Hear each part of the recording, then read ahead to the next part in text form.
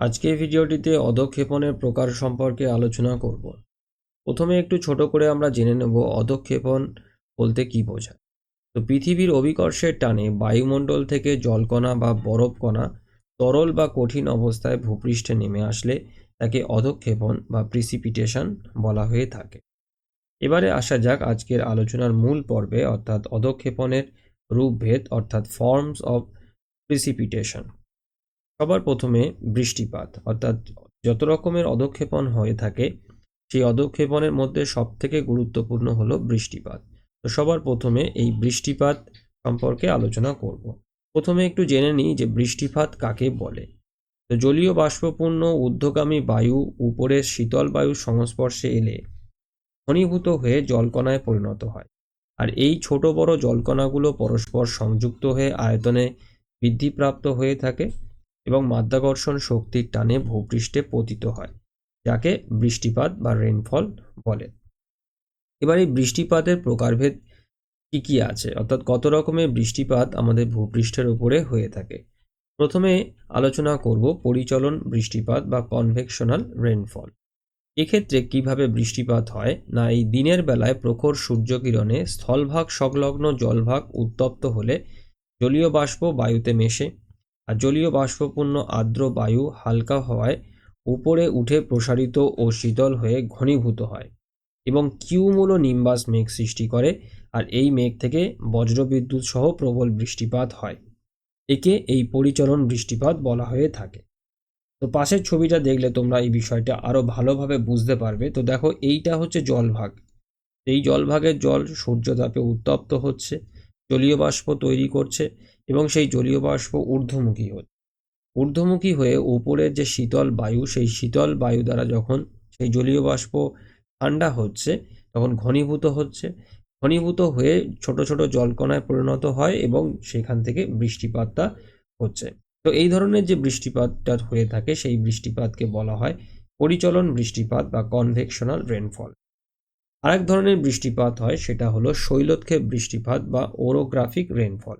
এক্ষেত্রে এই সমুদ্রের উপর দিয়ে আগত জলীয় বাষ্পপূর্ণ উষ্ণ আর্দ্র বায়ু স্থলভাগের উপর দিয়ে প্রবাহকালে প্রবাহ পথে আড়াআড়িভাবে অবস্থিত কোনো পর্বত বা উঁচু ভূমিতে বাধা পেলে পর্বতের প্রতিবাদ ঢাল বেয়ে উপরে ওঠে এবং উপরের শীতলতার সংস্পর্শে ঘনীভূত হয়ে পর্বতের প্রতিবাদ ঢালে বৃষ্টিপাত ঘটায়, যাকে শৈলক্ষেপ বৃষ্টিপাত বলে।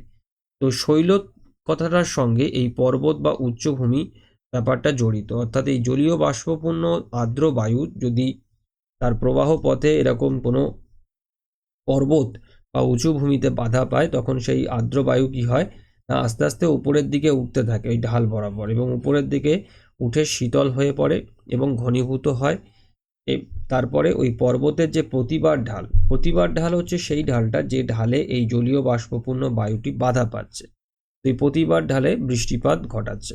এই ধরনের শৈল বা পর্বতে বাধাপ্রাপ্ত হয়ে বা উচ্চভূমিতে বাধাপ্রাপ্ত হয়ে যে বৃষ্টিপাত হয়ে থাকে সেই বৃষ্টিপাতকে এই শৈলক্ষেপ বৃষ্টিপাত বা ওরোগ্রাফিক রেইনফল বলে। আর এই ধরনের যে বৃষ্টিপাত, এই বৃষ্টিপাতের সঙ্গে এই বৃষ্টির ছায়া অঞ্চল বলে একটি অঞ্চল জড়িত। এই অঞ্চলটা কিভাবে তৈরি হয় না, এই প্রতিবার ঢালে বৃষ্টিপাত ঘটানোর পরে ওই বায়ু যখন অনুবাদ ঢালে পৌঁছায় তখন সেই বায়ু থেকে বৃষ্টিপাত কম হয়। আর এই অনুবাদ ঢালে কম বৃষ্টিপাতযুক্ত যে স্থানটা সেটাকে বৃষ্টির ছায়া অঞ্চল বলে। অর্থাৎ এই প্রতিবার ঢালের সম্পূর্ণ বিপরীত দিকের এই যে ঢালটা এটাকে অনুবাদ ঢাল বলে। এখান থেকে দেখো এই যে জলীয় বাষ্পপূর্ণ যে বায়ুটা যেটা রয়েছে এখানেতে যে মেঘটা, এখান থেকে প্রচুর বৃষ্টিপাত হচ্ছে যেটা এই প্রতিবার ঢালে হচ্ছে। এবার এই যে বায়ু, এই বায়ুটা বা এই মেঘটা যখন এইদিকে যখন চলে আসবে এই জায়গাটাতে, তখন এখান থেকে বৃষ্টিপাতের পরিমাণ অর্থাৎ এই অনুবাদ ঢালে বৃষ্টিপাতের পরিমাণ কমে যায়। তো এই কম বৃষ্টিপাতযুক্ত যে অঞ্চলটা এটাকে বলা হয় বৃষ্টির ছায় অঞ্চল। অর্থাৎ দেখো, একটাই পর্বত বা উচ্চভূমি, তার একদিকের ঢালে অর্থাৎ এই প্রতিবার ঢালে বৃষ্টিপাতের পরিমাণটা বেশি, আবার দেখো আবার তার বিপরীত দিকের যে অনুবাদ ঢাল রয়েছে সেই অনুবাদ ঢালে বৃষ্টিপাতের পরিমাণটা কম। তো এইভাবে বৃষ্টির ছায়া অঞ্চল তৈরি হয়ে থাকে। এবারে আসবো ক্রান্তীয় ঘূর্ণ বৃষ্টিপাত, অর্থাৎ ভূপৃষ্ঠে ঘূর্ণবাদজনিত কারণে বিশেষত ক্রান্তীয় অঞ্চলে যে ঘূর্ণবাত তৈরি হয়ে থাকে, সেই ঘূর্ণবাতের কারণে বৃষ্টি হয়। তো সেই ধরনের যে বৃষ্টিপাত, সেই বৃষ্টিপাতকে বলা হয় এই ক্রান্তীয় ঘূর্ণ বৃষ্টিপাত বা ট্রপিক্যাল সাইক্লোনিক রেনফল।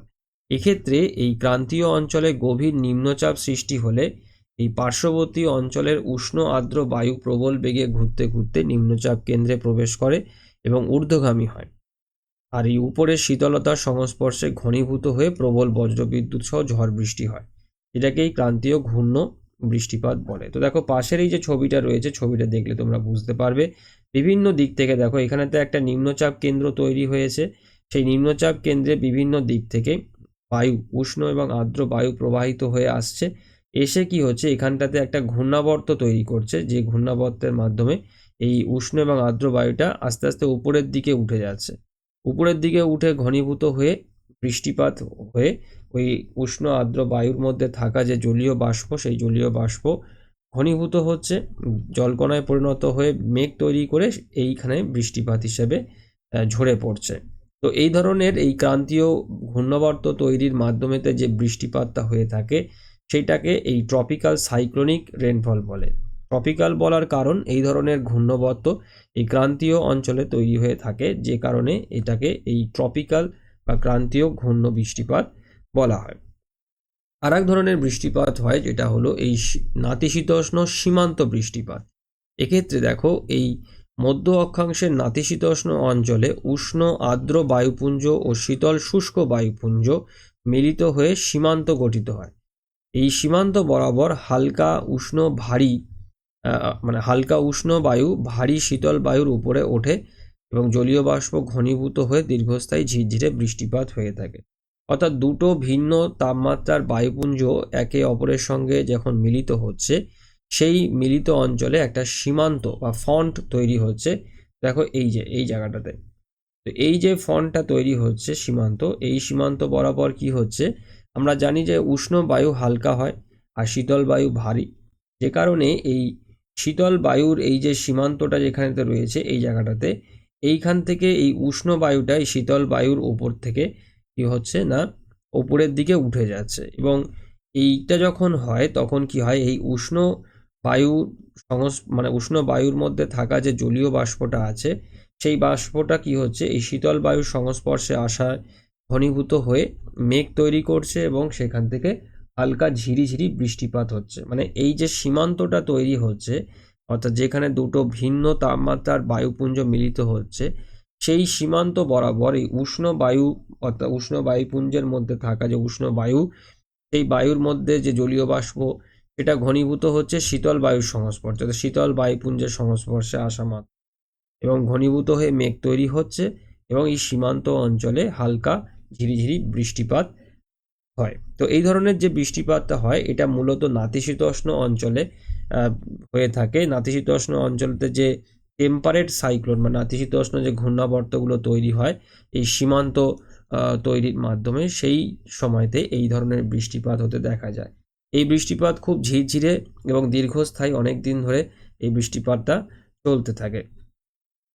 তো এইগুলো হলো বৃষ্টিপাতের শ্রেণীবিভাগ। বৃষ্টিপাত ছাড়াও আরও বিভিন্ন ধরনের অধঃক্ষেপণের রূপ আছে, সেগুলো এবার জেনে নেব। দেখো তারপরে বৃষ্টিপাতের পরে স্বাভাবিক বৃষ্টিপাত ছাড়াও আরেক ধরনের বৃষ্টিপাত হয়, সেটাও বৃষ্টিপাত, যেটাকে গুড়ি গুড়ি বৃষ্টি বা ড্রিজল বলা হয়। এক্ষেত্রে কি হয়, এই যে বৃষ্টিপাতের মধ্যে থাকা যে জলকণাটা থাকে তার ব্যাস যদি এই 0.5 মিলিমিটারেরও কম যদি হয়, তাহলে এই ভূপৃষ্ঠে যেটা স্বাভাবিকভাবে যে বৃষ্টিপাত যে অঝরে ঝরে পড়ে, সেই রকম না হয়ে এই অতি ক্ষুদ্র এই জলকণা বৃষ্টিপাত হিসাবে যদি ঝরে পড়ে হালকাভাবে, তখন সেটাকেই গুড়ি গুড়ি বৃষ্টিপাত বলা হয়ে থাকে। এরপর আর এক ধরনের বৃষ্টিপাত হয় যেটাকে শিলা বৃষ্টি বলে। এটা তোমরা নিশ্চয়ই দেখেছো, এই শিলা আকাশ থেকে বরফ পড়ে বৃষ্টিপাতের সঙ্গেই পড়তে থাকে। তো এটা কিভাবে হয়, দেখো যে ঊর্ধ্বমুখী বায়ুর প্রভাবে অনেক সময় মেঘ থেকে পতিত জলকণাগুলো অনেক উঁচুতে উঠে যায়, আর সেখানে জলকণাগুলো দ্রুত ঠান্ডা হয়ে বরফের টুকরোতে পরিণত হয় এবং এই বরফের টুকরোগুলো বৃষ্টিপাতের সাথে ভূপৃষ্ঠে ঝরে পড়ে, যেটাকে শিলাবৃষ্টি বলে। দমকা হাওয়া, ধরো ঊর্ধ্বমুখী কোনো দমকা হাওয়া দিল, বা ঊর্ধ্বমুখী বায়ু প্রবাহিত হলো, দেখবে কালবৈশাখী যে ঝড় হয় আমাদের এখানে, এই কালবৈশাখীর সময় দেখবে এরকম শিলাবৃষ্টি হয়ে থাকে, তোমরা অনেকেই এটা দেখেছো। তো এই যে শিলাবৃষ্টি হয়, যখন বৃষ্টিপাতটা যখন হয়, বৃষ্টির জলটা যখন মেঘ থেকে যখন পড়ে, সেই জলটা পড়ার সময় যদি ঊর্ধ্বমুখী বায়ু প্রবাহ হয়, একটা দমকা বায়ু প্রবাহ যেটা ওপরের দিকে প্রবাহিত হচ্ছে, তো সেই ঊর্ধ্বমুখী বায়ু প্রবাহের দরুন কি হচ্ছে, বৃষ্টিপাতের যে জলকণা সেটাকে ঠেলে আরও উপরের দিকে তুলে দিচ্ছে, যার ফলে ওই জলকণাগুলো কি হয়, ঠান্ডাতে উপরের শীতলতার সংস্পর্শে তখন বরফ কণাতে পরিণত হয়ে যায়, এটাকে আমরা শিল বলি আর কি সাধারণভাবে। তো এই বরফ কণাতে যখন পরিণত হয়, সেগুলোই বৃষ্টির জলের সঙ্গে বা বৃষ্টিপাতের সঙ্গে তখন ভূপৃষ্ঠে পড়তে থাকে। তোমরা পাশের ছবিটা দেখলেই দেখতে পাবে, এবং আমাদের কাছে এই এই যেগুলো, এইটা খুবই পরিচিত, এইটা আমরা দেখেছি। তো এই ধরনের যে বৃষ্টিপাত হয়, বৃষ্টিপাতের সঙ্গে যখন ক্ষুদ্র ক্ষুদ্র বরফের টুকরো যখন আকাশ থেকে পড়ে, তখন সেটাকে শিলাবৃষ্টি বা হেলস্টর্ম বলা হয়ে থাকে। এগুলো বিভিন্ন চাষের জন্য খুব ক্ষতিকারক, বিশেষ করে মানে যে সমস্ত সবজি বা আমাদের যে আমের যে ফলন হয়, এতে এইগুলো নষ্ট হয়ে যায় এই এই এই শিলাবৃষ্টির ফলেতে। আর এক ধরনের অধঃক্ষেপণ হয়, সেটা হচ্ছে স্লিট। তো এক্ষেত্রে জলকণা তুষারকণার আংশিক মিশ্রিত যে রূপটা, সেটাকে এই স্লিট বলে। সব শেষে যেটা তোমার অধঃক্ষেপণ আছে, সেটা হচ্ছে তুষারপাত বা স্নোফল। তো এটাও আমরা দেখেছি।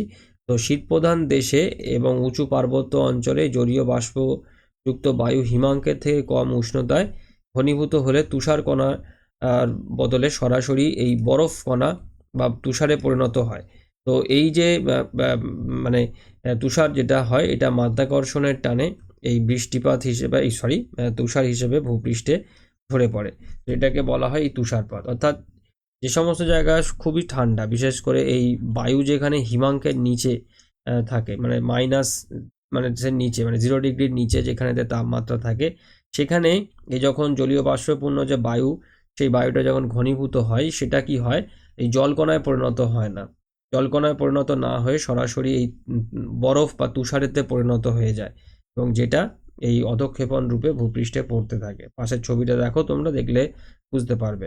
তো এইগুলো হলো ওই অধঃক্ষেপণের রূপ, বিভিন্ন রকমের অধঃক্ষেপণের রূপ। তো মূলত বৃষ্টিপাত প্রধানতম অধঃক্ষেপণ, এবং তারপরেতেই তুষারপাত আছে, এবং এছাড়াও এই গুড়ি গুড়ি বৃষ্টি, শিলাবৃষ্টির মতন যেসব অধঃক্ষেপণের ঘটনাগুলো, সেগুলো এর মধ্যে পড়ছে।